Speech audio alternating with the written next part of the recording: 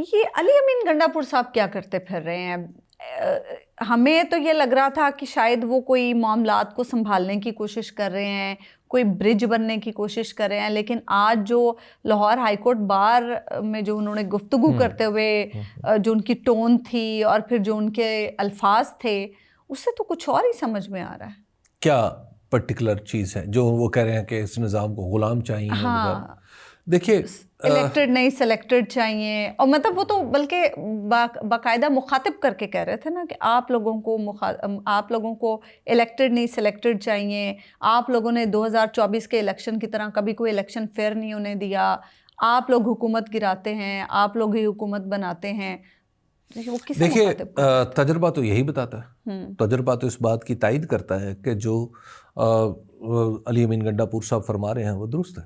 مطلب اگر یہ جو کچھ الیکشن میں ہوا 2024 کے، اس الیکشن کے بعد پھر جس طرح اسمبلی بنی اور اسمبلی کے اندر جو قانون سازی یا کے بعد دیگرے ہوئی، وہ تو یہ بتا رہی ہے کہ کسی کی خواہش یہ ہے کہ اسمبلی کے اندر وہی لوگ صرف موجود ہوں جو عوام کی پرواہ کیے بغیر صرف اشارہ ابرو پہ کام کریں.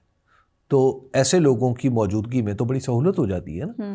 تو اسٹیبلشمنٹ نے ظاہر ہے ایسے لوگوں کی سرپرستی کی ہے، اور آپ دیکھتے ہیں کہ جگہ جگہ ہمیں اس طرح کے مظہر ملتے بھی ہیں، اس کی مثالیں بھی ملتی ہیں.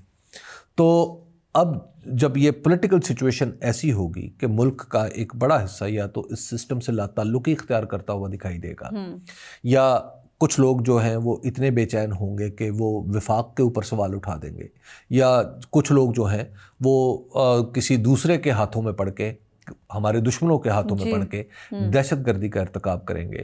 تو یہ سارے ایک اتنے گمبھیر مسائل ہیں کہ جو اسی صورت میں حل ہو سکتے ہیں کہ جب اسمبلی کے اندر اور حکومت کے اندر وہ لوگ بیٹھے ہوں جن کے جو کسی کے جاری کردہ الیکشن کمیشن کے فارم کے جاری کردہ جو محتاج نہ لیجیٹیمیٹ ہوں، ہاں، ان کی لیجیٹیمیسی کے اوپر کوئی سوال نہ ہو، تو وہی لوگ مسائل حل کریں گے نا. وہی لوگ تن کے دنیا کے سامنے بھی کھڑے ہوں گے. اگر دنیا کوئی ہمارے خلاف چال چلتی ہے تو پاکستان کے اندر جو عوام کی حقیقی نمائندہ حکومت ہوگی وہ استقلال کے ساتھ اور استقامت کے ساتھ لیکن ہمیں تو اب یہ منظور نہیں ہے نا. اور